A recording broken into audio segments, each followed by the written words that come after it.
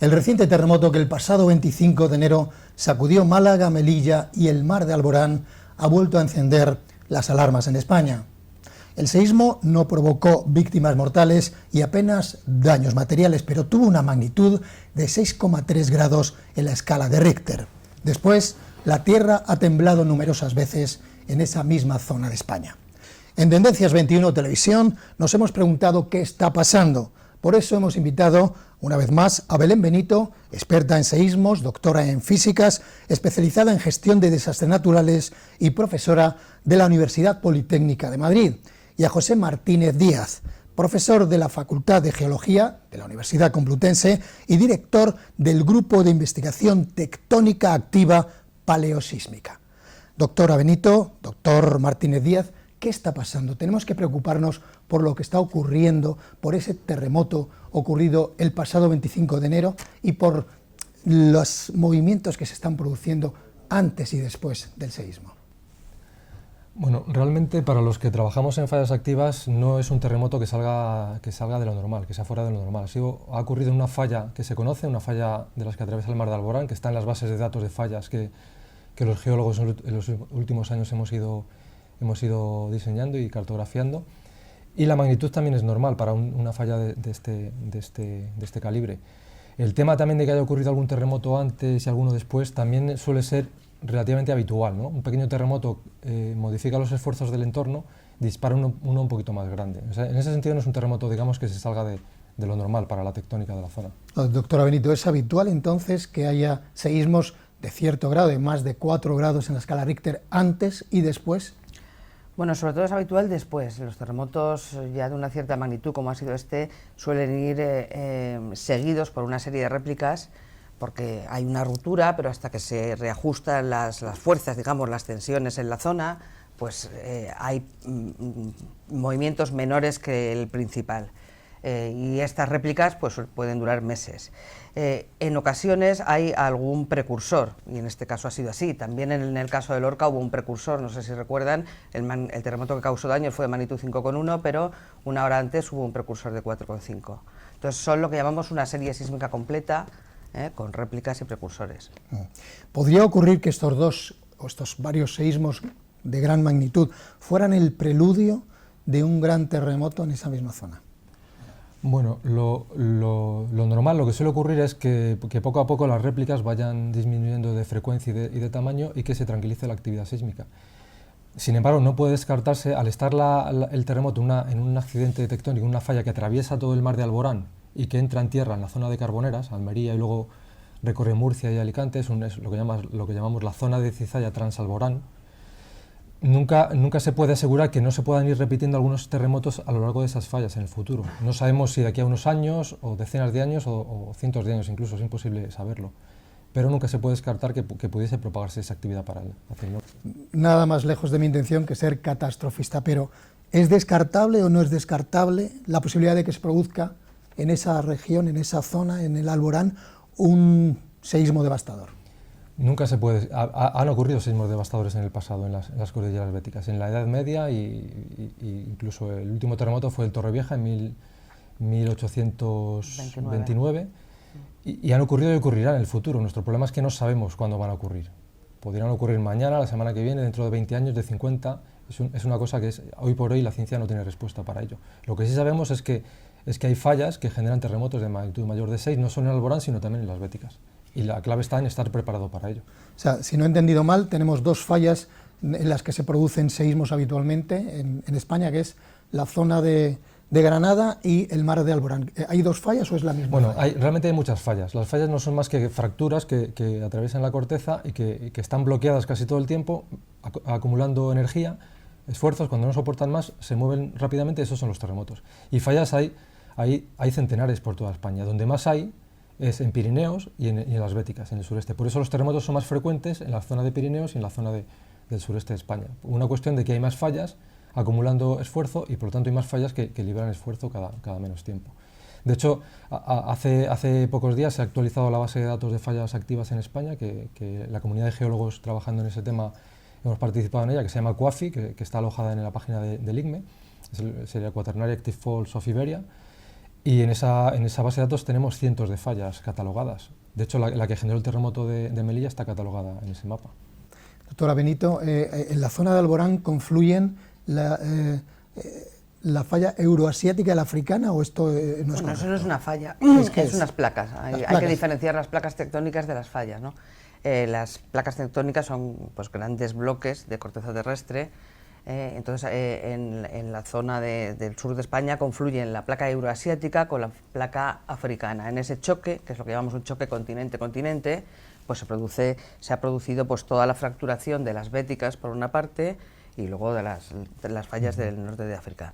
Entonces, los terremotos tienden a ocurrir más en esas zonas límites de placas, pero en esas zonas es que hay una fracturación que se compone de muchas fallas, como ha dicho el doctor Martínez Díaz, y bueno, la fuente particular de un terremoto es una falla que está a su vez asociada al límite de placas. Sí, la placa diríamos que es como el motor. Los motores son dos placas que se acercan, Europa y África, grandes placas que no paran nunca de acercarse, se acercan unos 5 milímetros al año, y es como el motor, digamos, que acumula tensiones en la corteza en la zona de contacto, como decía Belén.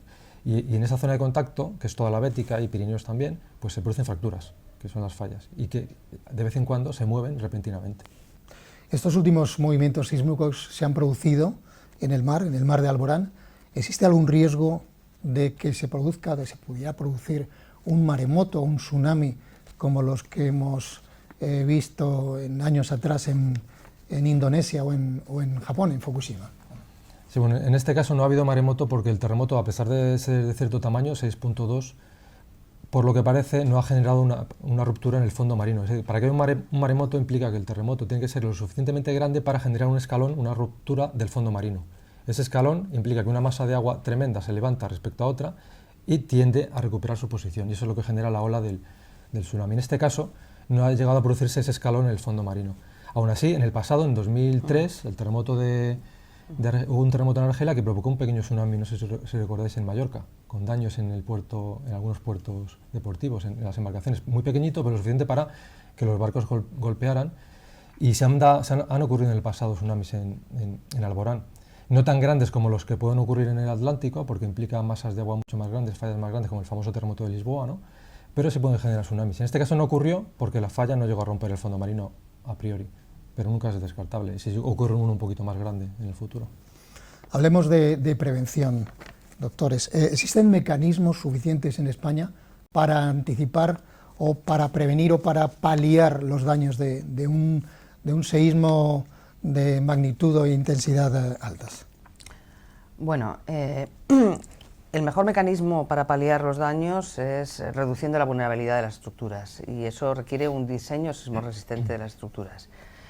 No podemos predecir el terremoto a corto plazo, no sabemos cuándo va a temblar, pero lo que sí podemos es hacer estudios que llamamos de peligrosidad sísmica, que consiste en predecir el movimiento que podemos esperar en una zona en 50 años y diseñar las estructuras para que resistan esos movimientos. Eso es el principio sismo resistente, y para eso en España hay una normativa que está la vigente actualmente es del 2002, pero se está revisando actualmente, ¿no? Entonces, si uno diseña con arreglo a la normativa, reduce la vulnerabilidad, y entonces cuando llegue el movimiento, pues el daño previsiblemente será menor. Eso por una parte, es decir, diseñar bien y reducir la vulnerabilidad. Por otra parte, cabe elaborar planes de emergencia. Por ejemplo, toda Andalucía tiene la obligación de hacer planes de emergencia municipales, lo establece la Directriz Básica de Protección Civil, y entonces un plan de emergencia significa que calculas las pérdidas estimadas por movimientos futuros y diseñas un plan de actuación rápida. Entonces, si hay un protocolo de actuación, en el momento en el que ocurra el terremoto, pues la operatividad de la emergencia será más eficaz, y la salvaguardia de vidas humanas depende fundamentalmente de las primeras horas, ¿no? Entonces, digamos que la elaboración de planes de emergencia es muy importante, sobre todo para evitar más víctimas humanas. Y si tuvieran ustedes que dar 3 reglas básicas para la población en caso de un seísmo fuerte, a las 5 de la mañana, por ejemplo, ¿hay que quedarse en casa o hay que salir a la calle? ¿Qué es lo que hay que hacer? Sí, bueno, las normas que actualmente se recomiendan a nivel internacional es, sobre todo si vives en un país con cierto desarrollo, que sabes que los edificios tienen cierta calidad constructiva y una estructura, digamos, más o menos estable, no hay que salir nunca corriendo a la calle, hay que mantener la calma y buscar un refugio. Lo ideal sería debajo de una mesa, agarrarse bien y esperar a que pare la vibración. Lo debajo de una mesa, sobre todo por si caen objetos que no le golpeen a uno, ¿no? Si el edificio colapsa, hay poco que hacer, ya es una cuestión de suerte y donde te toque, ¿no? Pero lo normal en España es que los edificios no colapsen. Entonces lo que hay que evitar es caídas de objetos sobre las cabezas y no hacerlo, por ejemplo, lo que ocurrió en Lorca. Lorca es un ejemplo clarísimo de falta, digamos, de concienciación ciudadana, ¿no? La gente se asustó y salió corriendo a la calle sin pensar. Y salían corriendo a la calle, tú ves las cámaras de vigilancia de las tiendas y de los portales, que la gente salía corriendo sin mirar que en la calle se veían caer cascotes en la acera. O sea, Lorca es un ejemplo de lo que no se debe hacer. Exactamente. Nunca. La gente no aprende en los colegios, sobre todo los niños, ¿no? Los chavales, en los colegios e institutos nadie les enseña qué normas básicas hay que cumplir cuando se produce una catástrofe de este tipo, ya no sea sísmica, inundaciones o de otro tipo de carácter natural. Y lo que se recomienda es evitar la caída de objetos, que es meterse debajo de una mesa, debajo de un mueble que sepamos que tiene cierta resistencia y esperar a que termine. Y una vez que termine la sacudida fuerte, salir a la calle, a una zona abierta, alejada de las fachadas, en el centro de una plaza, y esperar ya instrucciones de los responsables de la emergencia.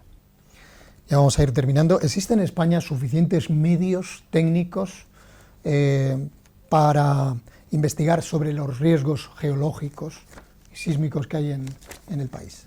¿O hace falta más medios? Comentar la parte científica del conocimiento de las fuentes, que son las fallas. Las fallas son las que generan los terremotos. Y en España últimamente se ha investigado mucho, pero todavía hay muy pocos grupos que trabajan en fallas activas y con poca financiación. Tenemos un mapa de fallas activas de la península, pero es un mapa incompleto. Es un mapa de lo que se ha estudiado y de lo que se ha publicado sobre fallas. Pero somos conscientes de que hay muchas más fallas que están sin estudiar. Hay todavía bastante poca inversión.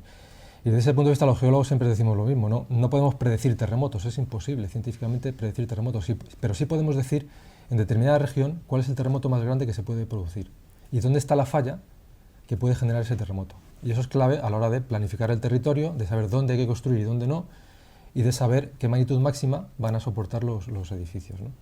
Ahí sí que falta mucha inversión todavía para catalogar y para conocer cómo se comportan todas las fallas que pueden generar terremotos en la península. Doctora Benito, para terminar, entonces, ¿podemos estar tranquilos lo que está pasando en Alborán y en Granada y en esa zona del sur de España? ¿Es normal para los parámetros geológicos y sísmicos de nuestro país? Bueno, yo separaría la tranquilidad de la normalidad. Quiero decir, lo que está pasando es normal, entra dentro de lo normal, incluso algún terremoto de mayor magnitud en la costa española, en la costa de Andalucía, sería perfectamente esperable. De hecho, en el pasado ha habido pues, del orden de 2 terremotos por siglo destructores. Durante el siglo XX no ha habido ninguno y eso ha hecho que se haya perdido un poco la conciencia, pero la peligrosidad la tenemos y el riesgo lo tenemos. Entonces, yo creo que para estar tranquilos deberíamos tomar más medidas preventivas. O sea, solemos decir siempre, y es una frase que parece que es muy gráfica, el terremoto es un fenómeno natural, pero el desastre no es natural. Si tomamos medidas a priori, es posible evitar o por lo menos mitigar el desastre. Entonces, en ese sentido, deberíamos tener en cuenta que es relativamente normal que haya terremotos en el sur de España, que puede haber algún terremoto de mayor magnitud que el que hubo hace unos días de 4,5 cerca de las costas de Adra, y que hay que estar preparados, que hay que educar a la población, que hay que hacer planes de emergencia y hay que estar preparados precisamente para evitar el desastre.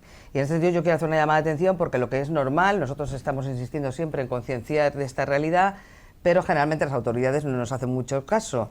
Las autoridades nos llaman siempre a posteriori, cuando ya ha ocurrido el terremoto, para ver qué podemos hacer. Entonces los planes preventivos no pueden ser a posteriori, tienen que ser antes de. Y curiosamente un terremoto, como hace que tomen medidas las autoridades y que se pongan en marcha planes, disminuye el riesgo futuro. Pues nuestro mensaje es: no esperemos a que haya un terremoto con una catástrofe para disminuir el riesgo futuro. Ahora mismo se está moviendo. Doctora, ¿me está queriendo decir que las administraciones públicas españolas ahora mismo no están tomando las medidas de prevención adecuadas? Bueno, lo que he dicho antes, hay una directriz básica de protección civil que obliga a hacer planes municipales de emergencia. Estos planes dependen de los ayuntamientos y no se están poniendo en marcha. Quizá porque al gobierno autonómico de turno o municipal, pues piensa que en sus 4 años no le va a tocar, ¿no? Entonces no se están poniendo en marcha planes municipales de emergencia que deberían estar activos. Sí. Bien, pues hasta aquí nuestros invitados José Martínez Díaz y Belén Benito, doctores en geología y en movimientos sísmicos y expertos. Y a ustedes les esperamos aquí en Tendencias 21 Televisión. Hasta la próxima. Hasta luego.